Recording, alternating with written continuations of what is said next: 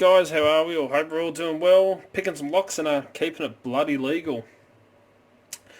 So, as I'm waiting to put in the order, which I'll be doing Tuesday night, for some more equipment to carry on with the bypassing for the Sunday Beginner Series, because I want to keep going on with that. I wanted to do a two-part series on YouTubing for beginners for the Sunday Beginner Series, just to fill in time. But there is a reason why, which I'm going to cover in the first one. So this first part will be why I would recommend doing YouTube videos for beginners. Well, beginners doing YouTube videos, not doing them for beginners, if you get what I mean. So yeah, for beginners to start doing YouTube videos.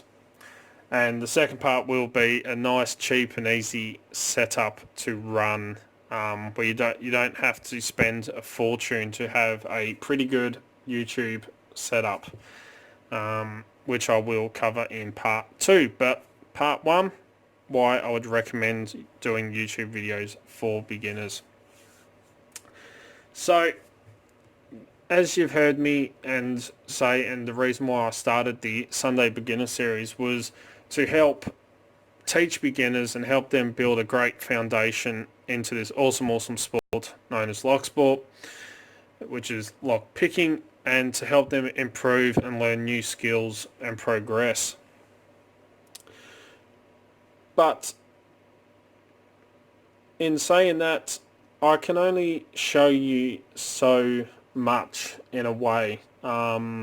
And what I show you may work for me, may not work for you. You may find other ways of doing it, which if you watch people that pick the same style of lock, you will notice that every single person does it slightly different. And it all comes down to your personal preference and the way you like to do it. Which is one of the good things about YouTube. We can share information, we can share techniques, and we can teach each other.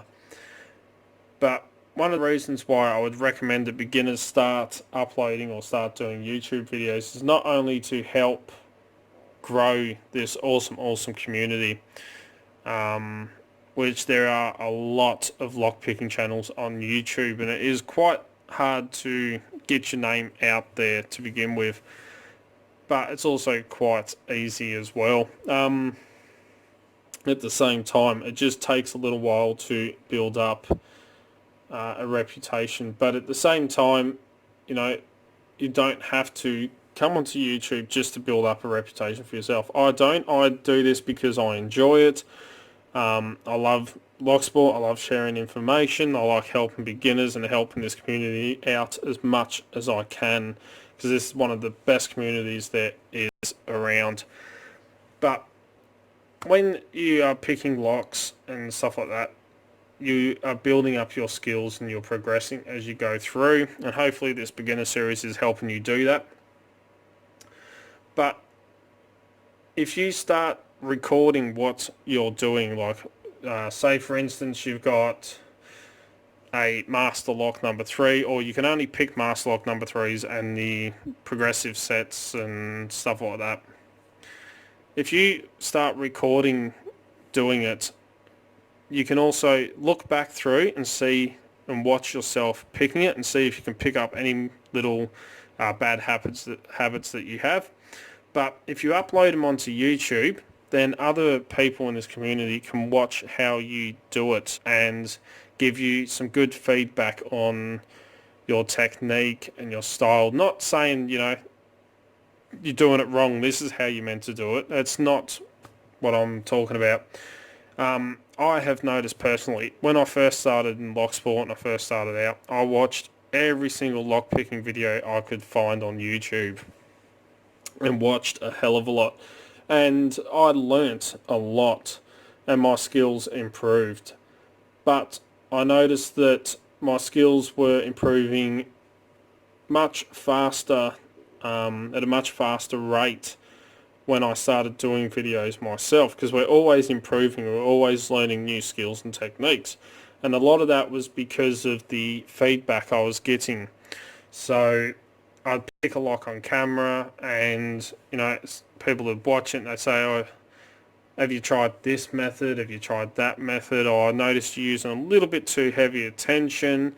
Or, you know, I'd recommend using a slightly higher reach pick or a slightly wider tipped pick, something like that. You know, little tips that you may not pick up on, and you may not think about, but other people will as they're watching you do it, and they can give you that feedback to help you improve your skills. And since I've been doing YouTube videos, my skills have improved a lot since I first started out and was just watching. The practice helps, so picking consistently, you know, certain times per week whenever I get a chance, or sometimes I'll be laying in bed watching TV and have a lock in my hand picking it at the same time. Whenever I get a chance, I try and pick, which helps improve your skills. But that feedback that you get from people watching and giving you little tips and tricks and, you know, recommendations on your picking style, it's like when you go to school and learn, and you pick up a guitar. You can read books, you can read notes, and you can start playing chords, and then someone will have a slightly different technique to you and say, "Oh, have you tried doing this one?" And, "Oh, I can see you're struggling with this formation of a chord. Try doing this one. It's the same chord, different positioning." And, you know, it's that watching and feedback that really helps build your skill levels up. It don't matter if you can only pick standard pins and really easy locks. It doesn't matter. It's all about getting that feedback and getting that communication going to really build up your skill level, because at the end of the day, that's what it's about. It's about progressing, learning as much as you can, and improving as you go along, and not rushing. The other thing, and the second reason why I would recommend that beginners start doing YouTube videos, is putting yourself under pressure. Now, we all get to that point, you know, you get comfortable picking a lock, you can pick it with your eyes closed. You know the insides and the outsides of the lock. You know exactly how to lift your pick to the exact same height every single time to get that lock open flawlessly within a couple of seconds. But we get comfortable in doing that, and we do it with all the locks that we go through and pick. You don't just pick them once. A lot of the times you pick them quite a few times because you have a lot of fun doing it. But as soon as you turn this bloody camera on and you put this lock in the vise, it has the possibility, which a lot of them seem to do every now and then, of going camera shy. So the lock that you can pick without thinking about it, all of a sudden becomes the most challenging lock that you've picked in a bloody long time. We've all had it happen to us. All of us on YouTube have had camera shy locks where we know we can pick it in 20 seconds, but we could spend an hour and a half trying to get that bloody lock done on camera. It's about that outside pressure. You don't notice it, and you could be comfortable like me. I'm sitting here in my chair, heater's going, got me vape, you know, got a drink, I'm comfortable, I'm at home, I'm warm, all set up, and I go, okay, alright, I'm going to go and pick this lock. I know I can pick it, but I have a lot of fun doing it. And I turn that camera on, and subconsciously, all of a sudden, I've put myself under pressure to try and get this lock picked within, you know, perfectly on camera and gutted, and I cannot get it at all. No matter how many times I try, it takes me 2 hours before I can get it on camera. That extra little bit of pressure that happens from trying to record it on video, especially if you know you've got to upload it onto YouTube, adds extra pressure onto it. Kind of, you know, it makes you step back and go, oh wow, there is a difference here, and it helps you improve your skill, because then you know you might not get it on camera, you know, get all this pressure on you that you may not be thinking about, but then you got to think, okay, I have got this pressure, I am putting myself under this pressure, how can I go about picking it and making sure I do it correctly? How can I calm my nerves? It's all about overcoming that pressure and that nervousness that hits you as soon as you turn the camera on, which really does help you improve your skills. I had a lock here. I can't remember which one it was. It was a while back. I could pick it and pick it non-stop. As soon as I put that camera on, it didn't matter how many times I attempted to pick that lock, I could not get it on camera. So then I kind of got pissed off with myself. I got pissed off with the lock, and I'm like, why can't I bloody get this? It's me, blah, blah, blah. It wasn't until I stood back and gone, I'm putting myself under pressure. I'm trying to perform perfectly first time on camera, get it done, make it look really good, and get it out there for everyone to see. And it wasn't until I stood back and then gone, right, okay, well, this is what I'm doing wrong while I'm trying to do it on camera, or, you can see how your picking style and everything changes under pressure. So it helps you understand what you're doing wrong, and it helps you improve and better your skills. And let's face it, at the end of the day, we're doing this because we enjoy it. And sometimes it's that little bit of pressure that we put on ourselves to perform. You go into a competition. If you went into a competition and you could just sit back and spend an hour picking a lock and then going on to the next one, there'd be no real point to the competition. You go there to put your skills up against other people that maybe have higher skill levels, or maybe slightly better pickers than you, and it puts you under that pressure. And if you power through it and you get in there and you pick and you work under that pressure, at the end of it, and you win at the end of it, you've worked harder than someone else that has better skills and is able to go through it a lot easier than you. But you have actually increased your skill level and your picking ability at the end of that competition. If it was easy, there'd be no point in doing it. So they are the two main reasons why I highly recommend that beginners or people that are into lock picking and they're starting out, don't matter if you can only pick the progressive locks or training locks or whatever it may be, putting yourself under that different style of pressure, taking yourself out of that comfort zone, getting the feedback from everyone else that will watch your videos, it will go towards making you a lot better picker in the end of it. And at the end, and that's what it's all about. It's all about improving your skills and becoming the best version of yourself that you can, or the best lock picker that you can. It's my old man.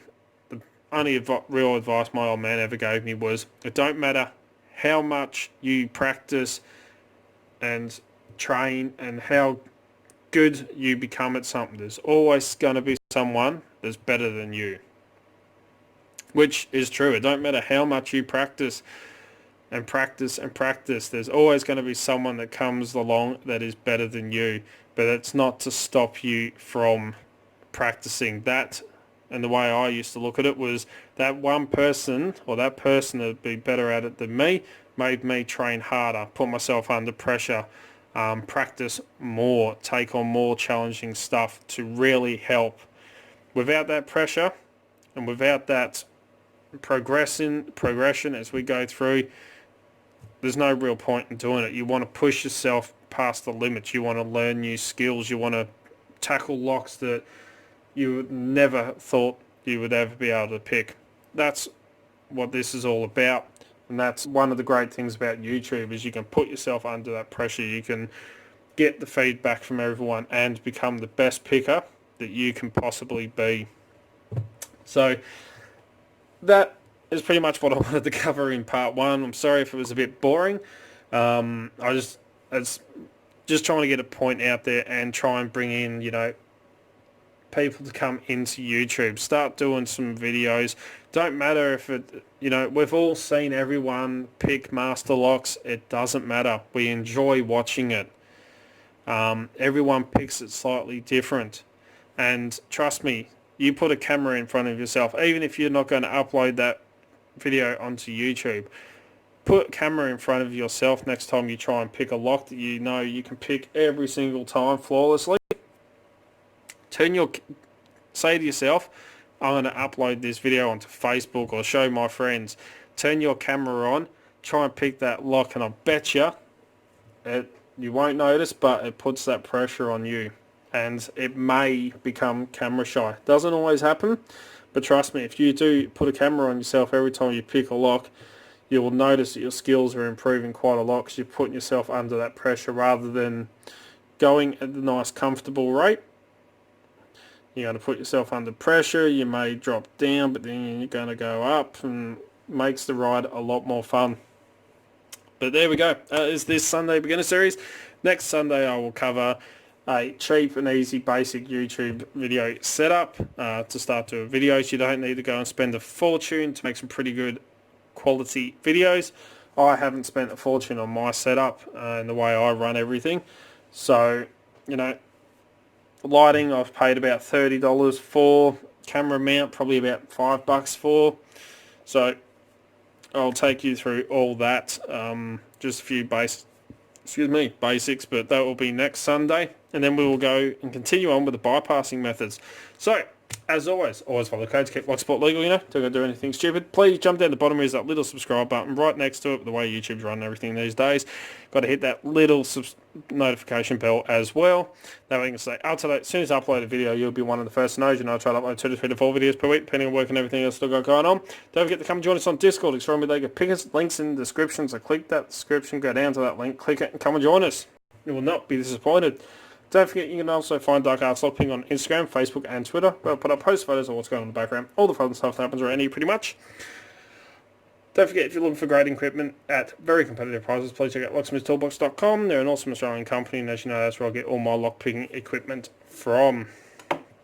If you would like to get in contact with me, you can contact me through any social medias, Discord, or send us an email at darkartslockpicking@gmail.com, and I'll get back to you. If you like what you see, please give a thumbs up. Really do appreciate it. And until next time, cheers, guys.